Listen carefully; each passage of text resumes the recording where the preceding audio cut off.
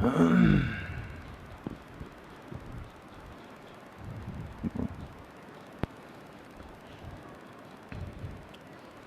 ساتھی قرآن کریم کھول لیں. آن لائن بھی جو حضرات و مستورات ہیں وہ قرآن کریم کھول لیں. انشاءاللہ پہلا سبق تفسیر قرآن کا ہوگا.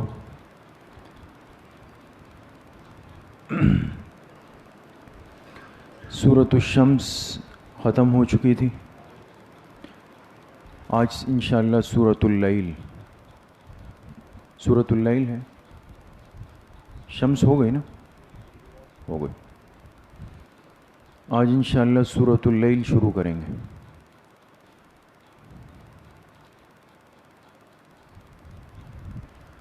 سورۃ اللیل کھول لیں. قرآن کریم سب کے سامنے کھلے ہوئے ہوں.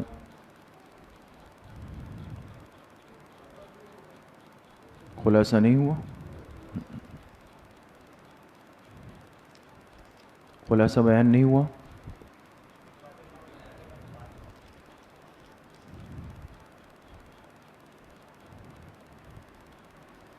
میرے خیال میں تو ہو گئی.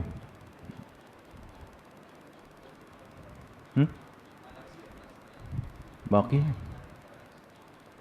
اچھا. موضوع سورت لکھا ہے سورۃ الشمس کا؟ موضوع سورت لکھا ہے؟ وہ بھی نہیں لکھا.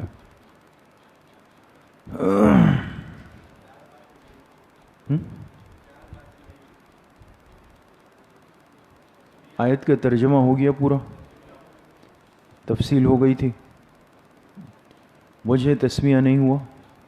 موضوع صورت بھی نہیں ہوا؟ خلاصہ صورت بھی نہیں ہوا؟ تو مجھے کیوں لگ رہا ہے کہ ہو گیا ہے؟ جی نہیں، یہ لکھوایا نہیں ہے باقاعدہ. سورۃ الشمس کا موضوع اور خلاصہ نہیں لکھوایا گیا؟ اچھا.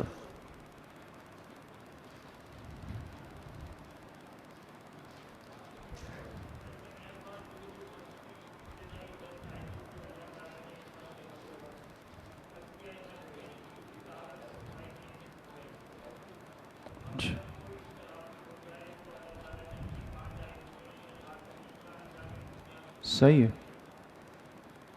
ٹھیک ہے. مقصد ہے کہ وجہ تسمیہ، موضوع صورت اور خلاصہ صورت باقی ہے. ٹھیک ہے، چلیں پھر سورۃ الشمس کھول لیں.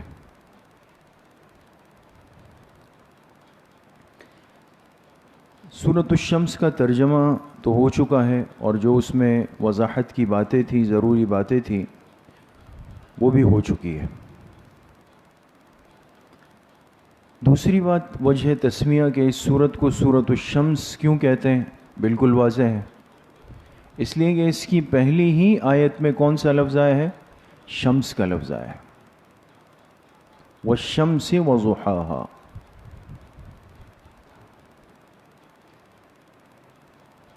سمجھ گئے؟ تیسری بات یہ ہے کہ موضوع سورت کیا ہے؟ سورۃ الشمس کا موضوع ہوتا ہے عنوان. ٹاپک کیا ہے اس سورت کا؟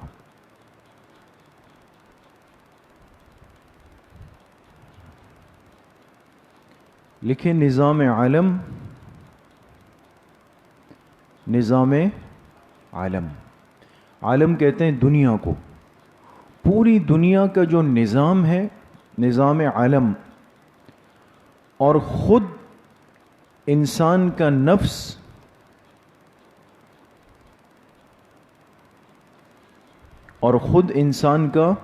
نفس یہ اس بات کی گواہی دیتا ہے، یہ اس بات کی گواہی دیتا ہے کہ فلاح، تھوڑا سا ادھر، فلاح کس کو کہتے ہیں؟ کامیابی کو نا. کہ فلاح تزکیہ نفس میں ہے. فلاح کس میں ہے؟ تزکیہ. ہم اپنی آنکھوں سے پوری دنیا کو دیکھ لیں تو نظر آتا ہے کہ جس نے اپنے نفس کا تزکیہ کیا، باطن کی فکر کی ہے، وہ کامیاب ہوا ہے. اور جس نے اس چیز میں غفلت کی ہے وہ کیا ہوا ہے؟ ناکام ہو گیا. تو عالم کا نظام بھی یہ کہہ رہا ہے اور انسان کا یہ نفس اور انسان کا جسم بھی یہ بات کہہ رہا ہے. سمجھ میں آ گئی؟ چوتھی بات لکھیں خلاصہ صورت. اس صورت کا خلاصہ کیا ہے اور پیغام کیا ہے؟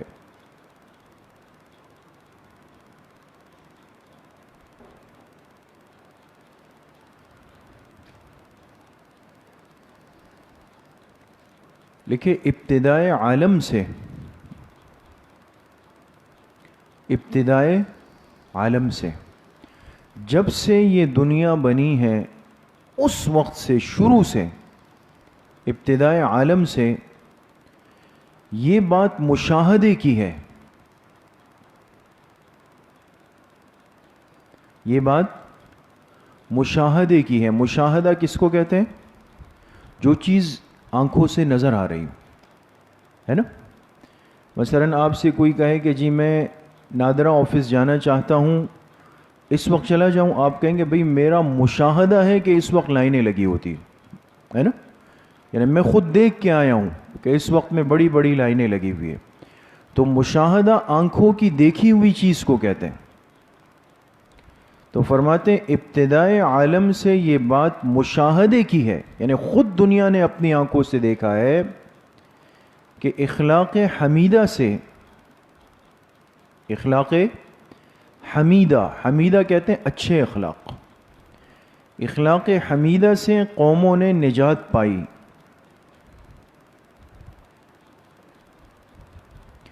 اخلاق حمیدہ سے قوموں نے نجات پائی.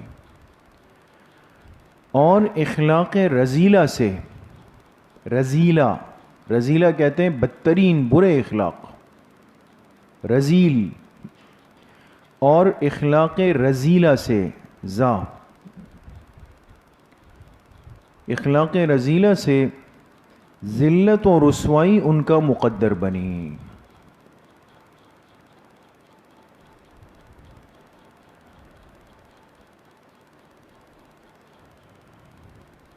یہ خلاصہ سمجھ گئے؟ اخلاق حمیدہ سے قوموں نے نجات پائی اور اخلاق رذیلہ سے ذلت و رسوائی ان کا مقدر بنی. سمجھ میں آ گئی؟ تو اچھے اخلاق کی بہت بڑی ضرورت ہے، برے اخلاق سے بچنے کی بہت بڑی ضرورت ہے. یہ بھی اصلاح نفس کے اندر شامل ہوتا ہے. یہ بات ختم ہو گئی، چاروں باتیں آ گئی. اب آخری ایک بات، اہم بات، فائدے کے عنوان سے آپ لکھ لیں. میں نے پہلے بھی عرض کیا کہ اس طرح جو خصوصی باتیں ہوں گی نا، ضمنی، اس کو فائدے کا عنوان بھی دے سکتے ہیں، نوٹ کا عنوان بھی دے سکتے ہیں، نکتے کا عنوان بھی دے سکتے ہیں. فائدہ. اچھا، لکھنے سے پہلے ایک بات پہ غور کریں. جی جی ہاں، نکتے کی بات بھی لکھ سکتے ہیں. اس سورۃ الشمس میں کتنی قسمیں؟ 7 قسمیں نا، بالکل واضح. قابل غور بات جو نکتے کی ہے وہ یہ ہے کہ آپ نے اگر غور کیا ہو، میں لکھواتا ہوں ابھی آپ حضرات سنیں، کہ جو 7 چیزوں کی قسم کھائی ہے نا، یعنی سورج کی، چاند کی، دن کی، رات کی، آسمان کی، زمین کی، نفس کی، 7 قسمیں. یہ 7 کی 7 جو قسمیں جن جن چیزوں کی ہیں، یہ حالت کمال کی قسمیں. حالت کمال جانتے ہیں؟ یعنی انتہائی اعلیٰ درجے پر جب وہ چیز کیا ہو جاتی ہے، پہنچ جاتی ہے. یعنی صرف اللہ پاک نے سورج کی قسم نہیں کھائی، بلکہ آگے کیا کہا؟ والشمس وضحاها، قسم ہے سورج کی اور جب وہ خوب روشن ہو جائے، یہ سورج کا کمال ہے نا. والقمر اذا تلاها، قسم ہے چاند کی اور جب وہ چاند اس سورج کے پیچھے آ جائے. والنہار اذا جلاها، دن کی اور دن جب اس سورج کو بالکل روشن کر دیں. تو 7 اشیاء کی قسمیں ہیں، لیکن 7 کی قسمیں حالت کمال کی ہے. سمجھ میں آ گئی؟ یعنی ان کی حالت کمال کو اللہ پاک نے لیا، خصوصی حالت کو اللہ پاک نے لیا. بات سمجھ گیا؟ ایک ہوتا ہے نا ایک چیز ہے اور ایک ہوتی ہے اس چیز کی بہترین کوالٹی. تو اللہ پاک نے جب ان 7 چیزوں کی قسمیں کھائی تو ان کی خوب بہترین کمال درجے کی قسم کھائی. سمجھ میں آ گئی؟ اب لکھیں سورۃ الشمس کی ابتدا میں 7 قسمیں، سورۃ الشمس کی ابتدا میں 7 قسمیں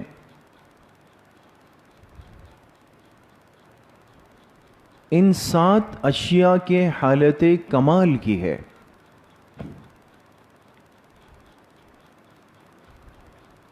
ان 7 اشیاء کے حالت کمال کی ہے. بات سمجھ گئے؟ اس سے اس بات میں اور زیادہ جان آ جائے گی، اور زیادہ کیا آ جائے گی؟ جان آ جائے گی. ایک آدمی کہے قسم سے، اور ایک ہے وہ کہے کہ اللہ رب العزت کی قسم. دونوں جملے قسم کے ہیں نا، لیکن جاندار جملہ کون سا ہے؟ دوسرا والا ہے جس میں اللہ کا نام آ گیا. اس سے اس آنے والی بات کی اہمیت اور زیادہ بڑھ جاتی ہے کہ بھائی واقعی کوئی اہم بات آ رہی ہے آگے. تو اللہ پاک نے بھی صرف 7 چیزیں ذکر نہیں کی. اللہ تو یہ بھی فرما سکتے تھے سورج کی قسم، چاند کی قسم، رات کی قسم، دن کی قسم، رات کی نہیں، سورج کی اور اس کی خوب روشنی کی قسم. سمجھ میں آ گیا؟ اس ترتیب پر. تو ان 7 اشیاء میں کون سی حالت ہے؟ حالت کمال کی طرف اشارہ. ٹھیک ہو گئی بات؟ ختم. اب آ جائیں اگلی سورت، سورۃ اللیل میں. اب سورۃ اللیل کھول لیں دوستوں. کھول دی؟ پڑھیں اعوذ باللہ من الشیطان الرجیم، بسم اللہ الرحمن الرحیم، واللیل اذا یغشی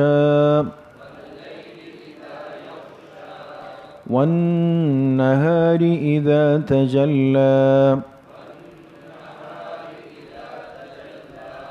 وما خلق الذکر والانثى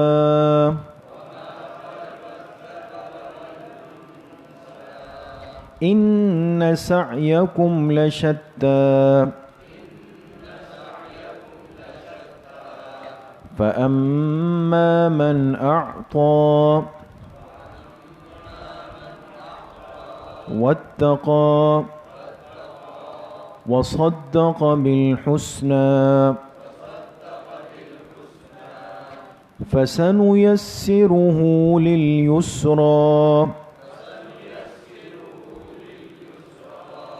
وأما من بخل واستغنى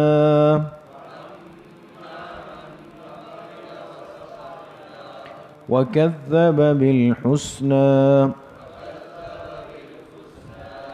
فسنيسره للعسرى وما يغني عنه ماله إذا تردى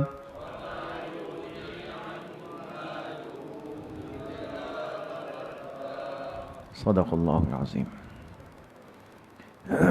یہ سورۃ اللیل کی آیت نمبر 1 سے آیت نمبر 11 تک آپ حضرات نے تلاوت کی ہے. یہ سورت بھی مکی سورت ہے. پہلے بات آ گئی کہ مکی کا مطلب کیا ہوگا؟ کہ جو ہجرت سے پہلے اتری ہے. جو ہجرت سے پہلے اتری وہ مکی صورتیں ہیں. اچھا، اب یہاں بھی انشاءاللہ ہم ترتیب کے اعتبار سے 4 باتیں ہمارے سامنے ہیں. سورت کا ترجمہ ہے، وجہ تسمیہ ہے، موضوع سورت ہے اور خلاصہ سورت ہے. ترجمہ شروع کرنے سے پہلے ایک اہم بات آپ حضرات سمجھ بھی لیں اور لکھ بھی لیں. آپ نے اگر غور کیا ہو، ہم نے سورۃ الفجر سے شروع کیا نا، 10 سورتوں سے فارغ ہونے کے بعد.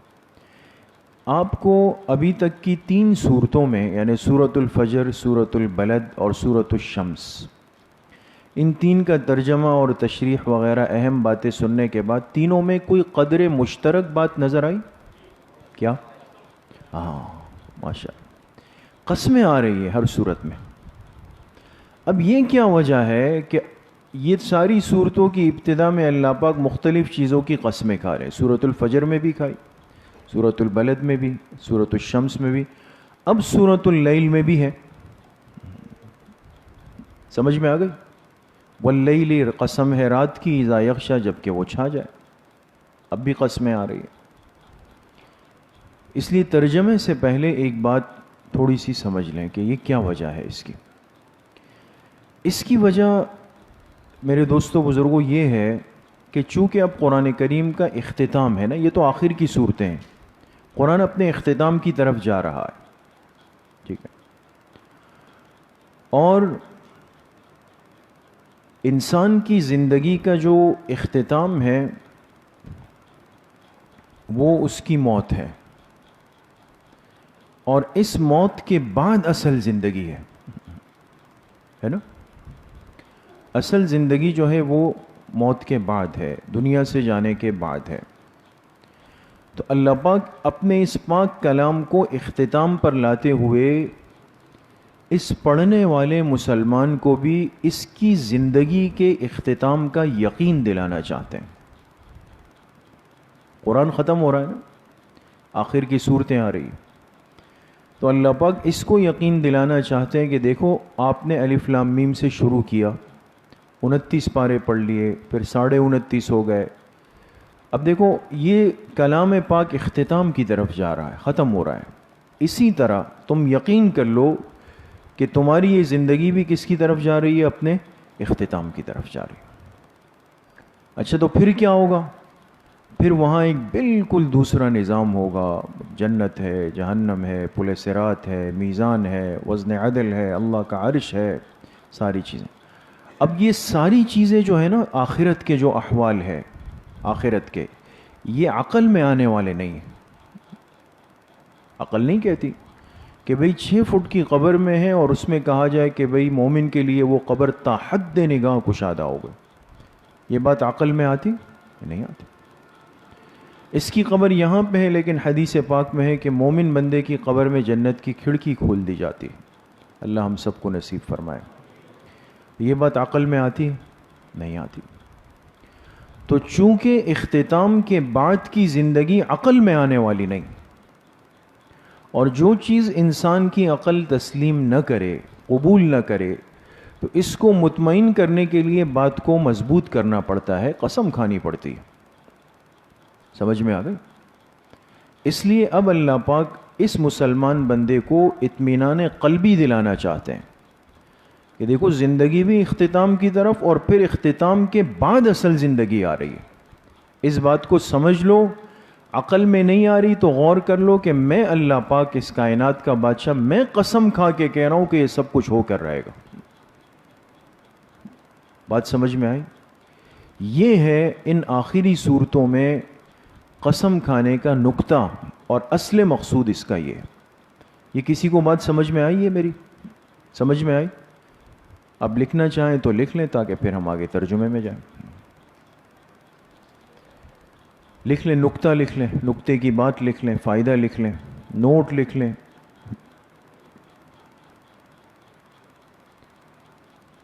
اس آخری پارے کی آخری صورتوں میں، اس آخری پارے کی آخری صورتوں میں تقریباً ہر صورت کے آغاز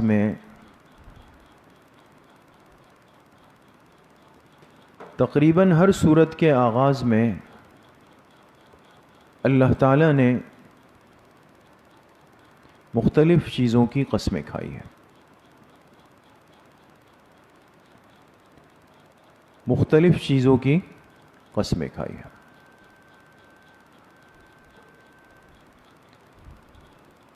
ان قسموں کا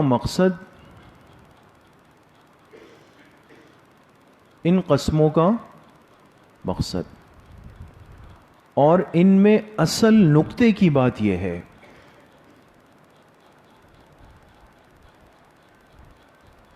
اور اس میں اصل نقطے کی بات یہ ہے کہ یہ قرآن پڑھنے والا مسلمان، یہ قرآن پڑھنے والا مسلمان یقین کر لے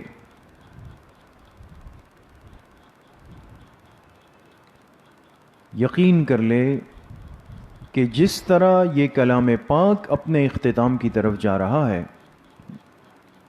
آخری صورتیں ہیں نا بالکل، جس طرح یہ کلام پاک اپنے اختتام کی طرف جا رہا ہے،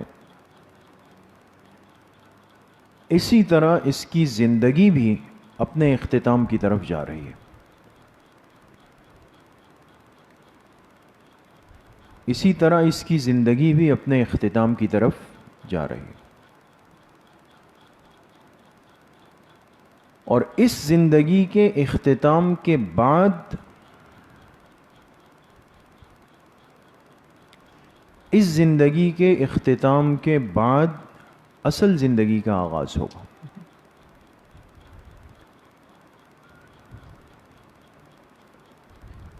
اصل زندگی کا آغاز ہوگا، جس کا پہلا مرحلہ عالم برزخ ہے. برزخ کے ساتھ بریکٹ میں چھوٹا سا لکھیں قبر. یہ لفظ آپ سنتے ہیں نا، برزخ برزخ، یہ مشکل بات نہیں ہے. قبر کی زندگی کو برزخ کہتے ہیں، جس کا پہلا مرحلہ عالم برزخ، بریکٹ میں لکھ کے قبر، عالم برزخ ہے. جی، اس زندگی کے اختتام کے بعد اصل زندگی کا آغاز ہوگا، جس کا پہلا مرحلہ عالم برزخ ہے، اور دوسرا مرحلہ وہ عالم آخرت ہے. وہ عالم آخرت ہے.